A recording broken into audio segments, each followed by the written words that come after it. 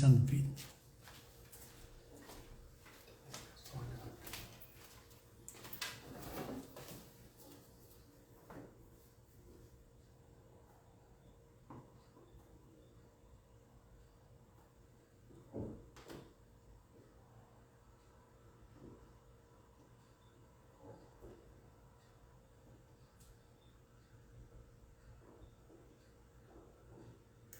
Glória a Jesus, queridos. Hoje, sexta-feira, teremos estudo bíblico. Já, né? Estaremos começando o nosso estudo bíblico. Que Deus te abençoe. Sejam todos bem-vindos em nome do Senhor Jesus. Uma bênção. Estamos aqui para começar o nosso estudo hoje. Onde nós iniciaremos o estudo de hoje? Numa carta que é a expressão do amor, a carta de João. Então vai ser muito bom a gente poder, não é, refletir um pouquinho do que João nos ensina. Vai ser muito bom. Carta de João, nós estaremos estudando na noite de hoje. Glória a Jesus. Mais um minutinho, nós estaremos dando início ao nosso estudo. Sejam bem-vindos os nossos irmãos, em nome do Senhor Jesus.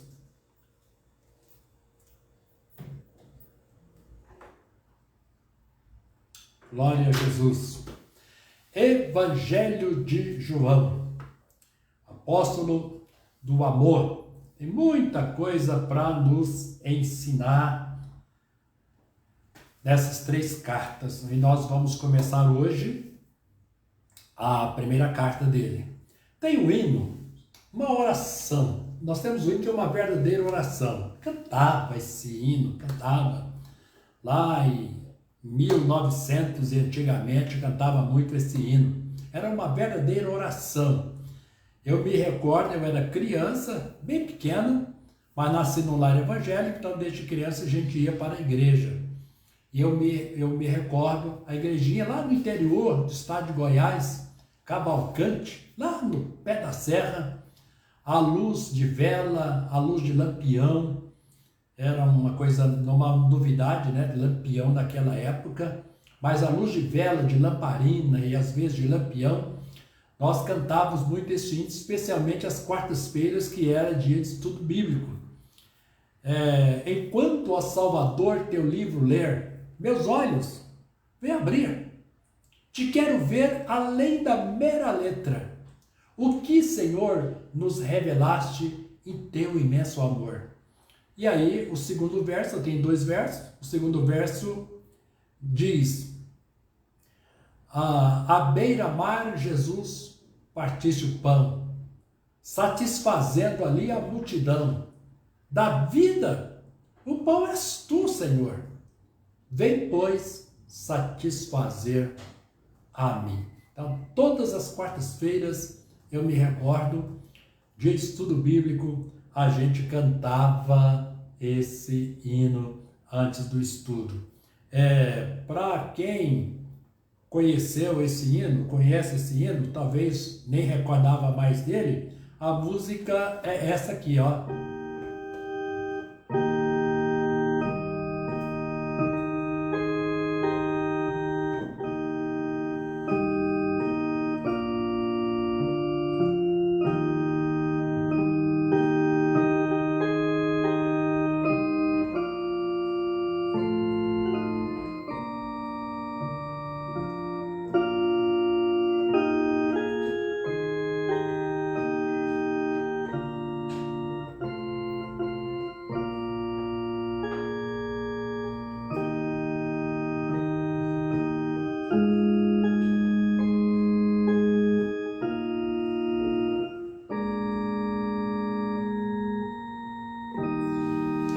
Cantamos muito esse hino.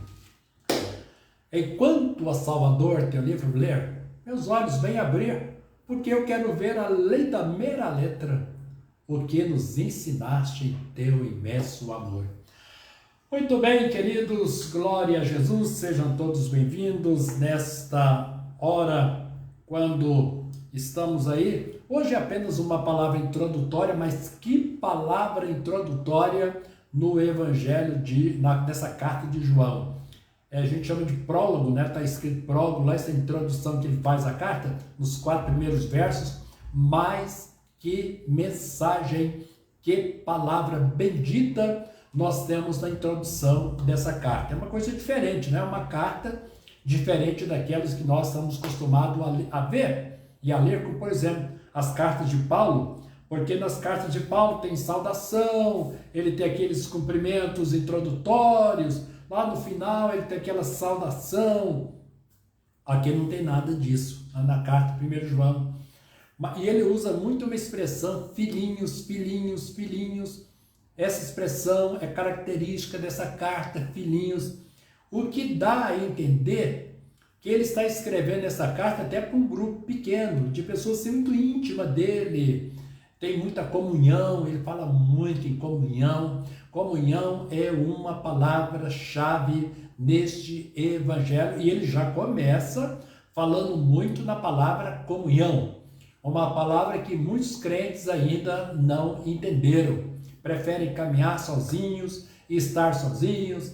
Para essas pessoas a igreja não é importante, eles podem ser crentes do jeito deles, em casa, no trabalho, por onde andam. Quer dizer, igreja não é a palavra forte deles. Comunhão com os crentes, com os irmãos em Cristo, não é a palavra forte deles. Eles sentem muito bem isolados, totalmente isolados. Não leram essa carta, se leram, não entenderam a mensagem dessa carta, que é uma palavra muito forte aqui, é a palavra comunhão. Mas quando nós falamos, irmãos, na carta de João, onde nós estamos, em que época nós estamos? Nós estamos no finalzinho do 1º século, lá próximo ao ano 90 depois de Cristo, tá? Uma das últimas cartas escritas no cânon do Novo Testamento. Muito bem, e quando, antes de nós lermos aqui esses 4 versos, nessa palavra introdutória, você vai perceber o seguinte: João, tanto do Evangelho como nessa carta, você vai encontrar muitas coisas bem características, bem pessoais, bem comuns, tanto ao Evangelho quanto à carta.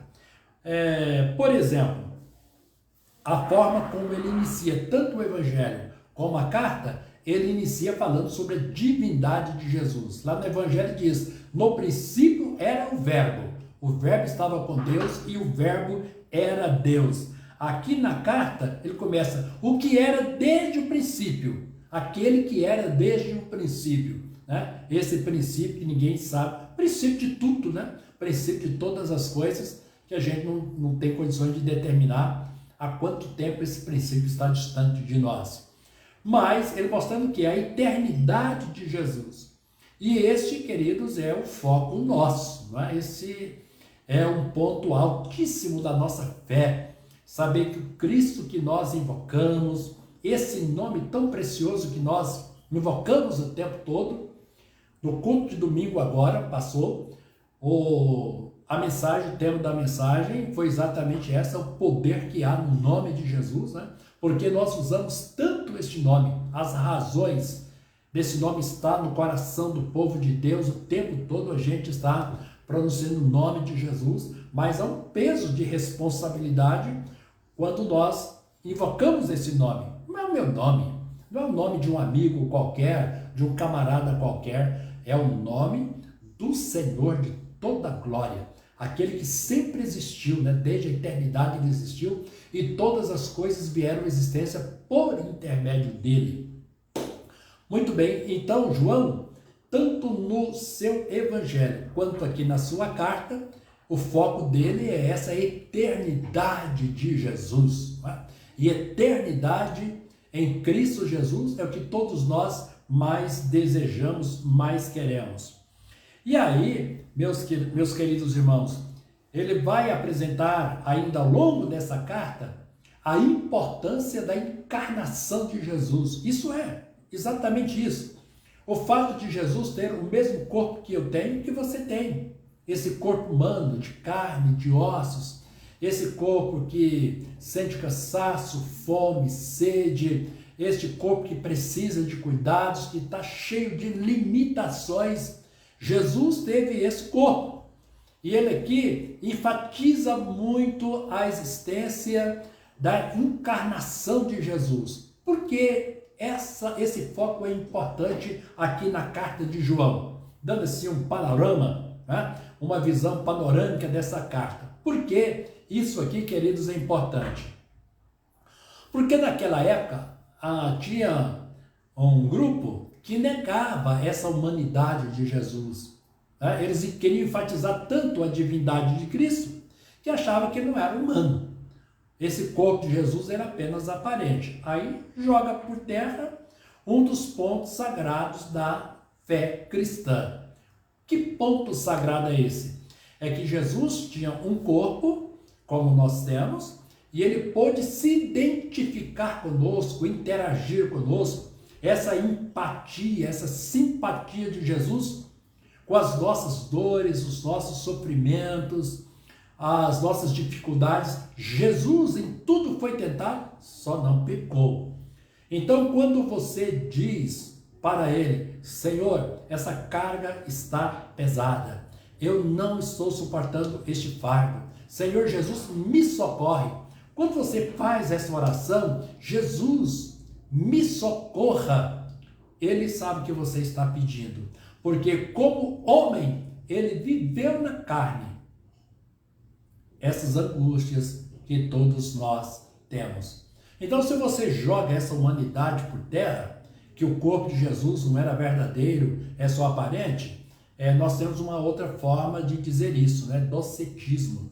Docetismo era esse movimento que negava que o corpo de Jesus era aparente, como também tinha um outro grupo que caminhava mais ou menos nessa direção, que dizia que Jesus era apenas uma emanação, um anjo aí emanado, que veio aí se manifestar a nós. A gente chama isso de gnosticismo. Então, mas esses eram os dois pontos que João estava combatendo.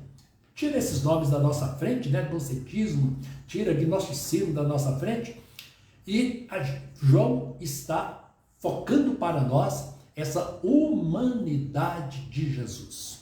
Jesus veio com carne, Jesus veio com sangue, Jesus veio com essa limitação nossa, não é? Esse corpo que nós temos. E isso é fundamental na nossa fé, nas nossas orações, nas nossas devocionais, né?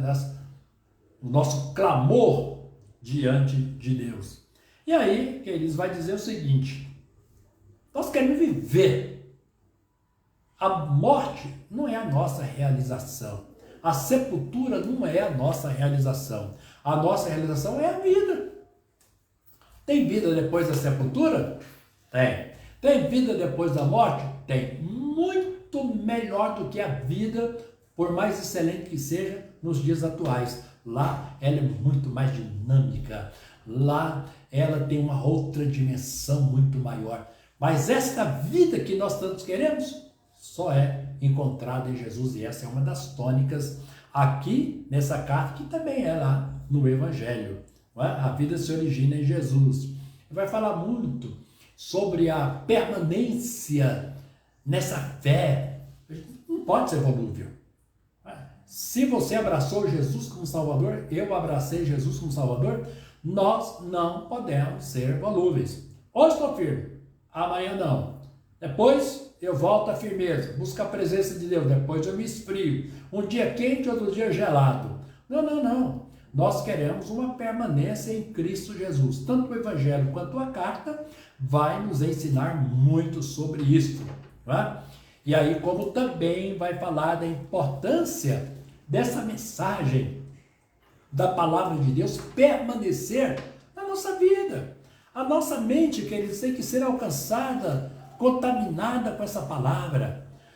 Os nossos sonhos, as nossas ambições na vida, tudo que a gente pensa, tudo que a gente sente, tudo que a gente quer fazer no dia a dia, nós precisamos ser impactados pela palavra de Deus.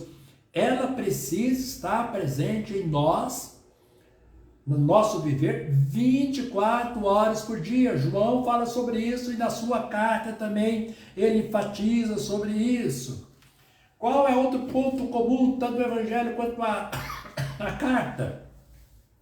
O outro ponto comum, queridos, é que ele vai dizer como Deus sempre esteve interessado em provar o quanto ele nos ama. E Deus sempre vai nos provar o quanto ele nos ama quando ele nos deu o seu próprio Filho. João 3,16 é o grande versículo que a gente conhece, e aqui em João também, não é? Ele vai falar no capítulo 4, versículo 9, que Deus deu seu Filho por nós, provando o quanto ele nos ama. Então, essa é uma palavra que João faz questão de a gente gravar, não é? O tempo todo, aliás, ele vai falar muito o tempo todo sobre amor, amor, amor, comunhão, amor, amor e comunhão, comunhão, amor. O tempo todo João vai enfatizar essas duas palavrinhas, porque se a gente abstrair da vida cristã essas palavras, retirar da vida essas palavras, acabou, não é? Todo o nosso cristianismo a gente joga por terra. Muito bem, então é importante a gente estar seguro do quanto Deus nos ama, e o tempo todo Deus nos ama. Isso é significativo para a nossa vida e para a nossa fé. Você pode duvidar do amor, você pode duvidar do amor de todas as pessoas, mas você não pode duvidar do amor de Deus por você. Eu posso duvidar até do meu amor pelas pessoas que estão comigo. Minha esposa, meus filhos, meus amigos, minhas ovelhas, eu sou pastor. Eu posso até duvidar do meu amor por todos aqueles que fazem parte da minha vida. Posso duvidar do amor de todos para mim, mas eu não posso colocar em xeque o amor de Deus por mim. É o propósito lá em João e é o propósito também aqui na sua carta. E o importante, o valor desse amor na vida cristã. E outro ponto que ele enfatiza aqui, para não prolongar muito, fazer esse resumo e parar aqui esse resumo, ele vai falar, queridos, aqui também sobre a convicção que a gente precisa ter da nossa salvação, da nossa eternidade com Deus em Cristo Jesus. Jesus não veio para brincar de salvar ninguém. Ele veio, entregou a sua vida, e quando ele disse tetelestai lá na cruz, está consumado, ele estava dizendo tudo o que precisa ser feito para a salvação do ser humano está terminado. E nós abraçamos isso. Nós cremos a mensagem da cruz. Nós cremos o Evangelho. Nós cremos que somos pecadores. Nós confessamos a Deus que somos pecadores. Nós recebemos Jesus como nosso Salvador. Consagramos a Deus a nossa vida. A nossa missão hoje é agradar a Deus, é servir a Deus. Como que a gente vai ter dúvida, queridos, da nossa eternidade com Deus? Então, João, tanto lá no Evangelho quanto aqui na carta, ele faz questão de dizer bem claro, de deixar bem claro essa verdade. A garantia da nossa eternidade com Deus. Jesus não vai falhar na sua missão. A missão de Jesus é uma missão eterna. Bom, mas eu vou concluir com expressões antagônicas que ele usa tanto no Evangelho como aqui na carta. É interessante a gente ver isso. Rapidinho. Por exemplo, luz e trevas, vida e morte, amor e ódio, verdade e falsidade, o Pai e o mundo, aqueles que são do mundo e não são do mundo, Deus e o diabo, os filhos de Deus e os filhos do diabo, o fato de conhecer a Deus e não conhecer a Deus, ver a Deus e não ver a Deus, ter vida eterna e não ter vida eterna. São expressões antagônicas, são expressões opostas que radicalizam a mensagem do Evangelho.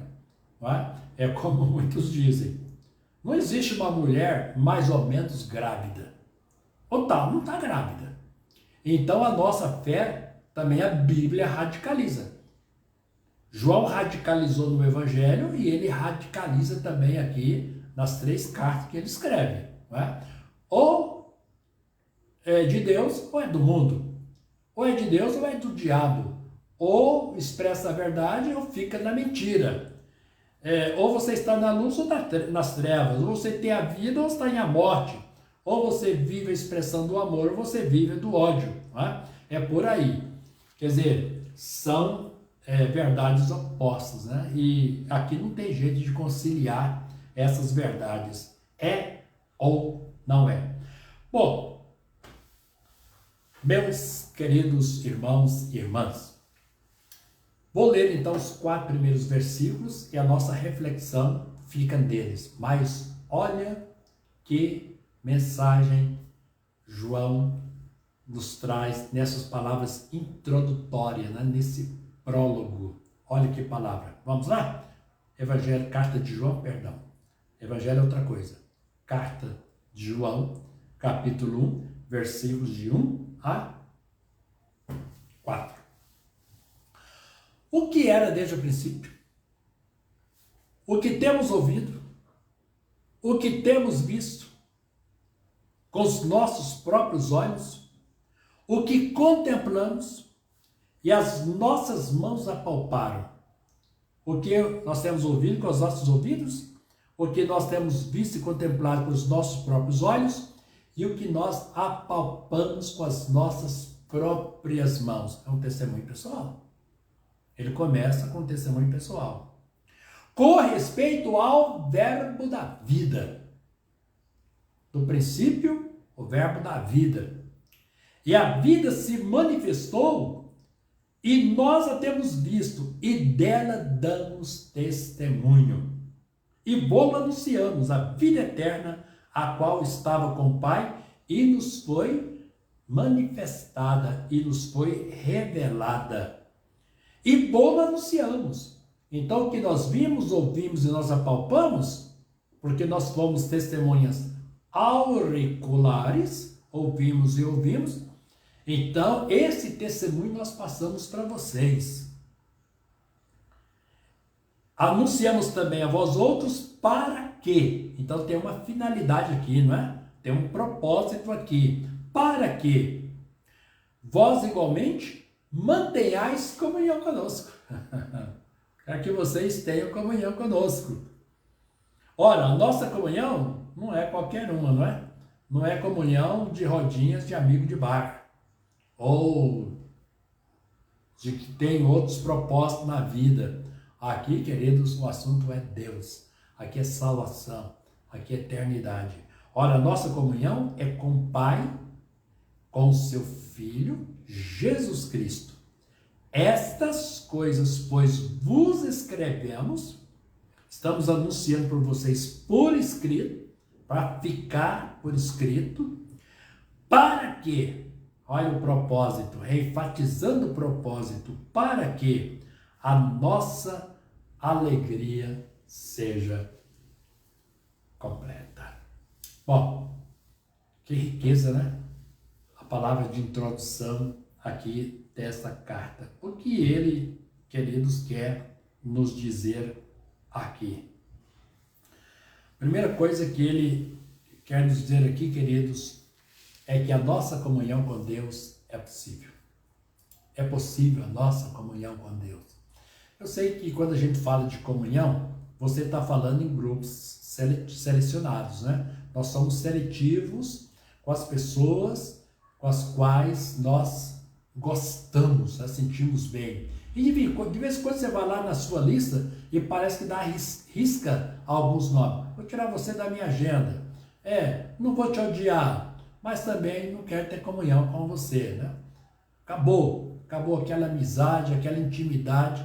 Nós colocamos um ponto final naquela intimidade, aquela amizade que a gente tinha, né? Aquela confiança que nós tínhamos no outro, a gente coloca um ponto final. E, de repente, pode acontecer o contrário. Você gostaria de ter amizade com determinadas pessoas, mas parece que elas estão muito distantes de você, estão muito distante de mim, e eu não consigo colocá-las dentro da minha lista de amigos. Queridos, Deus é possível estar na nossa lista de amizade e precisa ser o número 1 dessa lista de amizade nossa. É porque ele diz para que vocês tenham comunhão com Deus. Olha que coisa linda, queridos. Eu, pecador, eu, um ser humano limitado, tão pequenininho, tão finito, é possível sim que eu tenha comunhão com Deus Criador, aquele que é majestoso, que está sentado sobre um alto e sublime trono, que rege o universo, que governa o universo, que tem todas as coisas sob o seu controle, nas palmas das suas mãos, e eu como ser tão mesquinho, tão pequenininho, eu posso entrar na presença dele, eu posso atravessar o véu que separava o lugar santíssimo do lugar santo, eu posso penetrar além do véu e me cair de joelho na presença dele. Olha que coisa linda, queridos. Então, João já começa a sua carta de uma forma desafiadora, de uma forma maravilhosa, arrebatadora. É possível, sim, no silêncio da minha alma, ou no meio do burburinho da multidão, eu estar em comunhão plena com esse Deus que é extremamente santo, extremamente poderoso. É possível eu ter comunhão com ele. Né?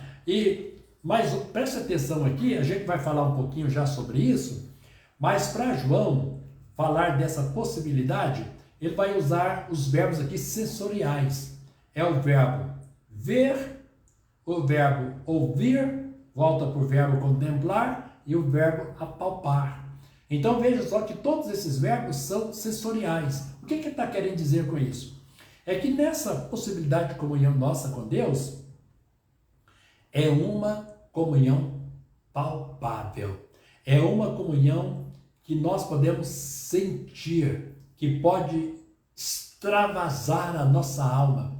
Você não vai ter dúvida disso. Não é? Deus vai ser muito real, Deus é muito real na vida do seu povo. Deus é muito presente na vida daqueles que o buscam. Deus é muito substantivo, Deus é muito concreto na intimidade daqueles que tanto o amam e buscam a sua face, uma comunhão. Mas os discípulos conviveram com Jesus. Eles participaram, caminharam 3 anos e meio com Jesus. Ele está referindo àquele período. Mas, queridos, o que foi real para os discípulos, mesmo com Jesus, porque a Bíblia diz, olha, bem-aventurado são os que não viram e creram. Bem-aventurados que não viram, mas pode usar todos os verbos sensoriais. Eu vejo, eu ouço, eu apalpo, eu pego, de repente eu sinto o cheiro de Deus na minha vida. Parece que tem coisa assim, um sabor de fanatismo, não é? Parece que tem cheiro de fanatismo, essa intimidade nossa com Deus, é de uma coisa assim muito mística, mas é real, queridos. Isso é evangelho, isso é cristianismo, isso é um evangelho vivo, esse é um corpo vivo, isso nos sustenta, isso nos fortalece, saber que Deus é bem presente na nossa vida. E por isso a gente tem comunhão com Ele. Muito bem. Nós falamos aqui, né, o que era desde o princípio. Quem era desde o princípio? Jesus. Jesus desde o princípio. Esse Jesus encarnado, Jesus que manifestou há 2000 anos atrás, é esse aí. Mas essa eternidade de Jesus, essa supremacia de Cristo, essa grandiosidade do Senhor, remonta, queridos, à eternidade passada. Então, a nossa salvação, a nossa comunhão com Deus, a nossa fé é de eternidade em eternidade. Porque desde a eternidade passada, Cristo já tinha toda esse propósito, essa missão de vir e nos mediar diante de Deus. E isso vai prosseguir na outra eternidade. Significa o quê? Que Jesus transcende tempo. Jesus transcende tudo. Jesus transcende todas as coisas. Não é? Ele é muito maior do que as nossas expectativas. Jesus é maior do que os nossos sonhos. Jesus é maior do que os nossos questionamentos. Jesus é muito maior do que as nossas necessidades. Ele transcende o tempo e transcende todas as coisas. É o que ele está dizendo aqui. Aquele que era desde a eternidade, aquele que era, que é e que será para todos sempre, o alfa e o ômega, o princípio e o fim, o começo e o fim de todas as coisas. Jesus, Jesus, Jesus. Então, meus queridos, esse Cristo, que é tão exaltado no livro de Hebreus, né? Você vai ler o livro de Hebreus, e o tempo todo o autor de Hebreus vai tratar o quê? A superioridade de Jesus em termos de sacerdócio. Ele é superior a todos os sacerdotes, ele é superior, fez uma missão superior a todos aqueles que ocuparam esse cargo de sacerdote. Paulo entendeu isso. Naquele cântico de vitória, quando ele diz lá em Romanos, né, capítulo 11, finalzinho do capítulo 11, aquele cântico de triunfo, de exaltação de Paulo. Oh, profundidade da riqueza, tanto da sabedoria quanto do conhecimento. Quão insondáveis são os teus juízos e quão inescrutáveis os teus caminhos. Quem, pois, conheceu a mente do Senhor? Ou quem foi seu conselheiro? Quem primeiro lhe deu para que venha a ser restituído? Porque dele, por meio dele e para ele são todas as coisas. Glória, pois, a ele eternamente. Amém.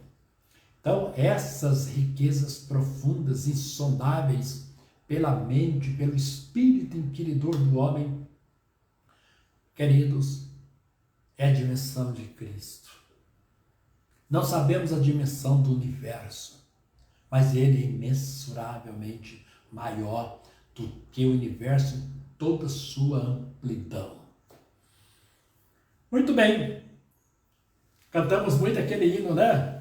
Grandioso és tu, grandioso és tu. Essa grandiosidade de Deus precisa estar encarnada em nós. Precisa trazer a nossa mente e os nossos sentimentos cativos a grandeza desse Jesus. Porque muitas vezes, irmãos, nós somos levados a pensar num Deus muito minúsculo, num Deus muito pequeno. E não é difícil você encontrar irmãos abatidos na fé, porque eles sempre estão enxergando um Deus muito impotente, um Deus muito pequeno, porque tem focos errados, né? Em vez de focar o amor de Deus, as eternas misericórdias de Deus, às vezes coloca o foco no seu problema.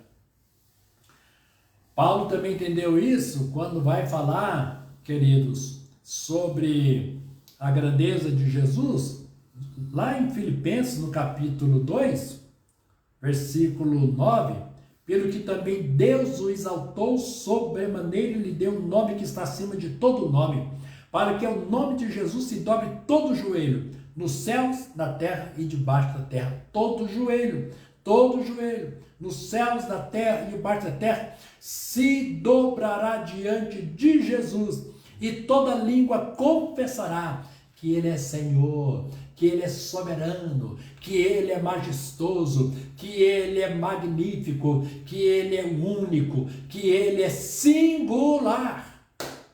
Toda língua confessará. Aqueles mais irreverentes, que nunca creram em Deus, aqueles que se confessaram ateus de nascimento,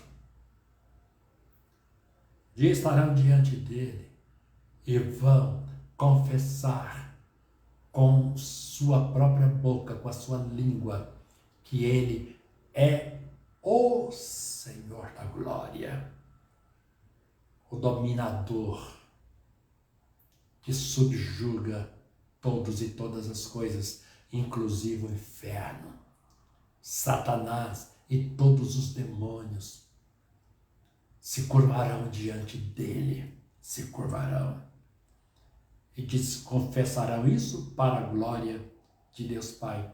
Muito bem, qual é a outra expressão que ele usa aqui, que ele diz nessa palavra introdutória? Ele vai dizer assim, aí ele vai falar, né, sobre esse testemunho pessoal, esses verbos sensoriais que nós vimos, ouvimos, contemplamos e nós apalpamos, isso mesmo, nós com respeito ao verbo da vida. Então, identifica conosco como homem, né, que sofreu, coloca-se um Jesus humano encarnado. Então ele pode ser visto, ele pode ser ouvido, ele pode ser apalpado, e nós falamos aqui muito sobre a importância dessa encarnação de Jesus. Isso é importante para nós, queridos, por tudo que a gente já disse aqui, e também porque essa é a forma de nós olharmos para Jesus. Mesmo que ele esteja sentado à direita do Pai, lá em cima, intercedendo por nós aqui nessa terra, é importante você saber que Jesus é um que se identifica com você, te conhece, e você também pode conhecê-lo nessa intimidade. Não é? E aí a gente vai por finalzinho do versículo 2 e o 3, são apenas 4 versos, e aí ele vai dizer assim, e a vida se manifestou. E nós temos visto, nós vimos essa vida. E é dessa vida que nós estamos testemunhando, que nós estamos anunciando a vocês, é a vida eterna, a qual estava com o Pai e nos foi mostrada, manifestada. E nós temos visto e ouvido e também anunciamos a vós. O que é que João está dizendo aqui, queridos? É que a forma como ele coloca o seu testemunho, ele está reivindicando o quê? A sua autoridade apostólica. Então o evangelho é para você ouvir de qualquer pessoa. Essas pessoas que saem por aí falando papagaiada, não tem nada a ver com a Bíblia, que estão dizendo que a Bíblia precisa ser reinterpretada, que a Bíblia precisa ser relida, que a Bíblia precisa ser ressignificada. Que é isso, querido? A Bíblia é atual por si mesma. Como diz, salvo melhor memória, foi Billy Graham que falou, que a Bíblia é tão atual quanto as notícias que vão sair amanhã. Então há muita gente falando pelos cotovelos. Há muita pregação estranha. Eu digo na minha igreja. Eu sempre falo na minha igreja. Não é porque a gente quer ser melhor do que ninguém, nem passa isso pela mente. A gente não tem esse sentimento na alma. Temos uma alma simples, humilde, mas convicta do nosso ministério, do que é a palavra de Deus. Mas eu ensino na igreja. Quando vocês viajarem de férias, de serviço, e forem por esse país, esse Brasil de Deus, ou for para outros países e desejarem assistir um culto, que a gente acaba procurando uma igreja para assistir um culto, participar de um culto, a gente tem prazer nisso e alegria, assim, selecione melhor essas igrejas. Tenha convicção da igreja que você vai entrar. Porque de repente você imagina que vai receber uma ministração para te abençoar, para te fortalecer, e você sai de lá com a cabeça cheia de questionamentos e de dúvidas. Então não é qualquer um, queridos, que está autorizado a expor o Evangelho de Cristo, o Evangelho da cruz. Há muitas personalidades por detrás do púlpito da igreja querendo evidências. E a gente precisa ter cuidado com isso.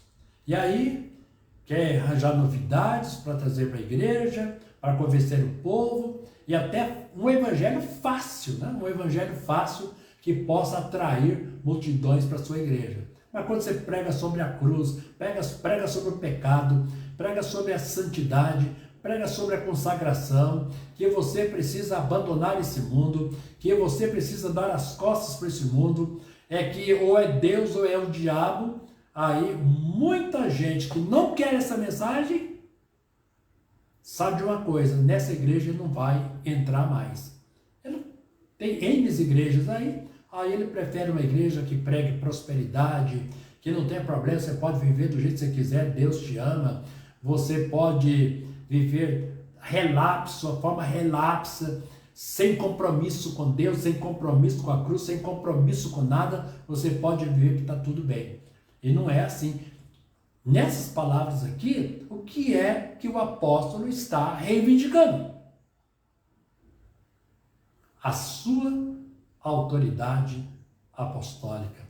O que Deus nos revelou, o que Deus nos mostrou, está na palavra. Isso está na mensagem da cruz.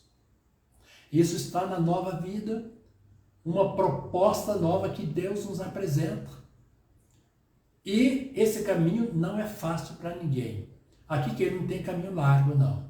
O caminho aqui é estreito, o caminho aqui é apertado, o caminho aqui é de renúncia, o caminho aqui é de entrega da vida para Deus. Não tem outro.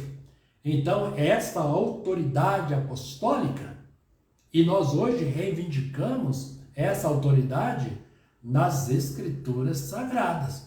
Às vezes eu prego sermão na igreja e digo para a igreja, de forma assim rasgada, aberta, irmãos, esse sermão aqui chama-se sermão esvazia a igreja. Sermão manda o povo para outra igreja. Mas é verdade dura, verdade que às vezes nós não gostamos de ouvir, que nos incomoda, nos perturba,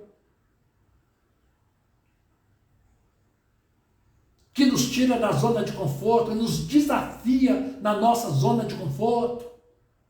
Quem procura facilidades não quer ouvir a mensagem da cruz. E Jesus disse: quem quiser vir após mim, negue-se a si mesmo, tome a sua cruz e siga-me. Jesus não oferece facilidades. Então, quando nós pregamos hoje, a nossa autoridade pastoral, a nossa autoridade de ministério está no Evangelho. Este Evangelho que desafia o homem. Muito bem, e tem uma outra coisa boa aqui, não é? Ele diz assim, essa experiência que nós tivemos com Deus é o que a gente transmite para vocês. Ou seja, a gente tem que falar. Nós temos que comunicar esse evangelho da cruz, esse evangelho da graça de Deus. Então, se eu tive essa experiência com Jesus, essa experiência que você teve com Cristo, uma experiência real, você não pode se acomodar. Você tem que comunicar. Isso vos anunciamos. Bom, e aí, queridos, a gente nós terminamos essa palavra introdutória na carta de João.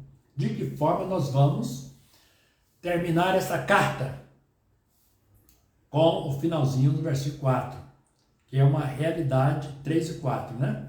Do propósito de Deus na dupla encarnação, o propósito duplo de Deus, o duplo propósito de Deus na encarnação. Qual é o duplo propósito de Deus? Vocês tenham comunhão conosco e tenham comunhão com Deus. Vocês tenham comunhão com Deus e tenham comunhão conosco. Só dá para ter comunhão conosco se a comunhão de vocês for com Deus. E aí, queridos, ter comunhão comigo pode ser uma coisa, mas na dimensão da nossa comunhão com Deus é outra coisa. É a mesma coisa que Jesus diz lá no Evangelho. É que vocês amem uns aos outros. Se fosse só isso, amem uns aos outros. Você pode dizer, eu amo do meu jeito. Eu só sei amar assim porque Deus me fez desse jeito. Mas Jesus, sabendo dessa facilidade que a gente tem para escorregar, para escapulir, na verdade, ele diz assim, que vos ameis uns aos outros, assim como eu vos amei. Você quer amar? O paradigma, padrão, o modelo, é o mesmo amor de Jesus. O amor verdadeiro, sincero, o amor sacrificial, o amor que redime, o amor que constrói, aquele amor que edifica, aquele amor que fortalece. Que em vez de tirar proveito, você dá todas as vantagens para a pessoa a quem você ama. Então aqui, você quer ter comunhão conosco? Então saiba primeiro o que significa comunhão com Deus. É por isso que Salmo primeiro diz assim, que os ímpios não dão conta de ficar na congregação dos justos. Salmo primeiro. Não dão conta. Porque as pessoas que não querem nada com Deus, elas detestam o ambiente quando tudo que você fala é sobre Deus, é sobre Jesus, sobre pecado, céu, eternidade, salvação. Aí algumas pessoas dizem, olha, esse não é meu mundo. Deus não faz parte das perspectivas da minha vida. Vocês são muito fanáticos. Tudo para você é Deus, tudo para você é igreja, tudo para você é fé, tudo para você é Jesus. Muda de assunto. A gente muda de assunto, mas continua sendo Deus, continua sendo Cristo, continua sendo salvação, continua sendo eternidade, continua sendo.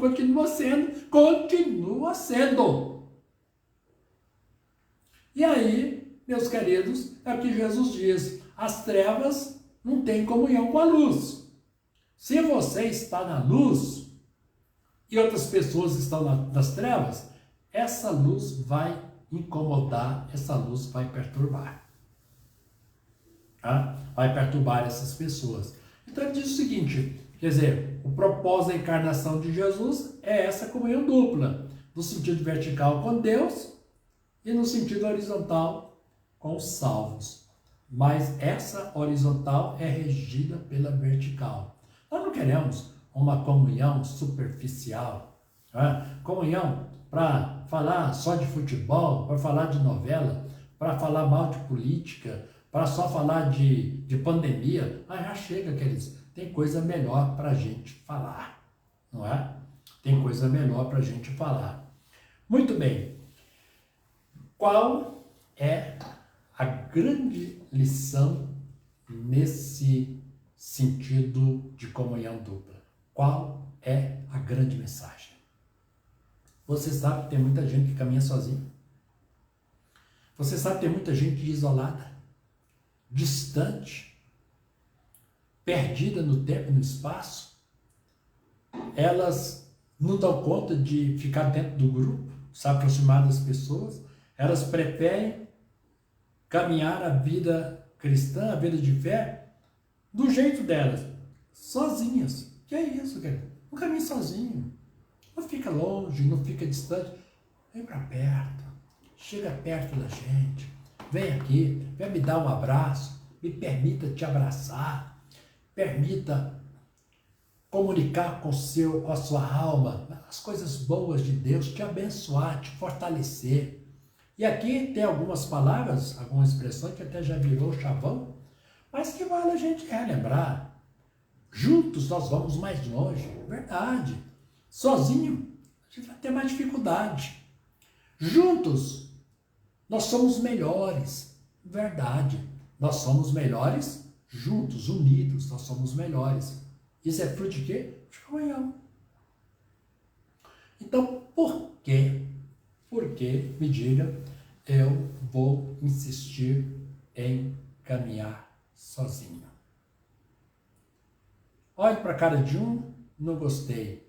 Olha para a cara do outro, também não gostei. Olho na igreja, só vejo gente falsa. Tem uma coisa errada, queridos. Se todas as pessoas da igreja para mim são falsas, o erro não está nas pessoas que estão na igreja. O erro está em mim. O erro está na forma do meu olhar, do meu espírito julgador. Tem uma coisa errada comigo e não com elas. Porque eu sei que na igreja tem santos e tem pecadores. Tem pessoas confiáveis e você vai encontrar na igreja pessoas que não são confiáveis. Mas se você tem essa intimidade com Deus, você vai saber muito bem discernir quem são os homens de Deus, quem são as mulheres de Deus e aquelas pessoas que não têm compromisso com Deus. Porque a gente não pode enganar as pessoas o tempo todo. Pode até chegar algumas lá enfeitadas, né? Com pavão enfeitado. Mas vão ser desmascaradas rapidamente. Serão. Porque a verdade prevalece sobre a mentira. A luz prevalece sobre as trevas. Então, se você tem hoje uma vida distante e alienada, o erro está com você. E você precisa vir para o corpo. E agora eu vou encerrar. Essa palavra. Sexta-feira tem mais, tá? A partir do versículo 5 até o 10. Isso é para sexta-feira que vem. Mas eu quero dizer o seguinte. Sabe, irmãos, nós temos algumas figuras na Bíblia que a gente precisa pensar um pouco mais. Quando a Bíblia vai falar sobre o grupo de salvos, usam expressões que são coletivas. Por exemplo, corpo. Quantos membros o nosso corpo tem? E ele só é corpo por causa desses membros. Se tivesse só um olho, não seria corpo. Só uma orelha caminhando por aí, ou você vê uma mão com 5 dedos sozinha caminhando por aí, você vai fugir, não é? Se você vê uma cabeça sozinha andando por aí, você vai fugir. Ou então você vê uma perna sozinha pulando aí, como Saci Pererê, você vai amaldiçoar essa perna. Isso não é corpo, né? Isso aí é um fantasma, né? Qualquer coisa do mundo do além. Porque o correto é o quê? É esse conjunto todo. A Bíblia fala sobre a igreja como lavoura. Lavoura não é só um pezinho lá de milho, né? Lavoura é uma plantação, é um milharal. Isso é lavoura. Assim é a igreja de Deus, né? E olha que some de vista, né? Some de vista. Ou então usa assim, edifício. O edifício não é apenas um tijolo. Um tijolo sozinho não faz um edifício. É uma montanha de tijolos com argamassa, ferro e tantas coisas que você coloca ali para fazer um edifício, uma arquitetura pesada por detrás de um edifício. Igreja, a própria palavra igreja, significa assembleia. Não existe uma assembleia de uma pessoa.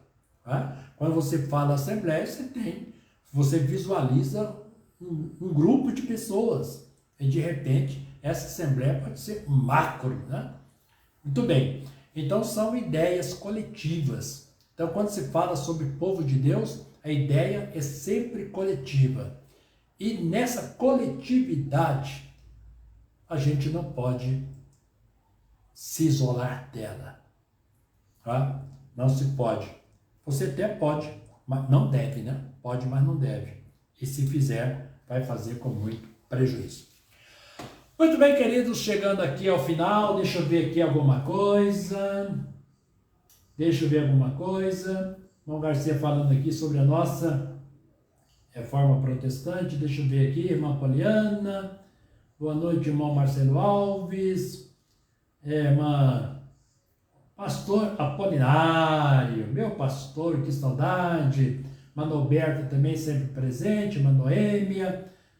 Já foi nossa ovelha, grande abraço. Irmão Garcia falando aí sobre a reforma protestante no dia de amanhã, que por sinal a gente vai ter um grande evento, né? Um evento marcante da reforma protestante, uma transmissão que será feita para 147 países simultaneamente, né? Com tradução simultânea nas suas línguas. E no Brasil também tem alguns grupos e nós vamos participar de um desses grupos, né? Vai ser o dia todo, pela manhã e à tarde. Vai ser uma benção. Ok, meus amados, quero deixar aqui meu grande abraço para vocês. Que Deus nos abençoe. Reflita um pouco sobre essa palavra introdutória, viu? Palavra rica, né? Que palavra abençoada. Que mensagem João nos traz nesses 4 versos introdutórios desse prólogo. Prazer estar com vocês. Nosso carinho, nosso amor. Grande abraço, que Deus te abençoe. Fique na paz gloriosa do Senhor Jesus. Até sexta-feira que vem.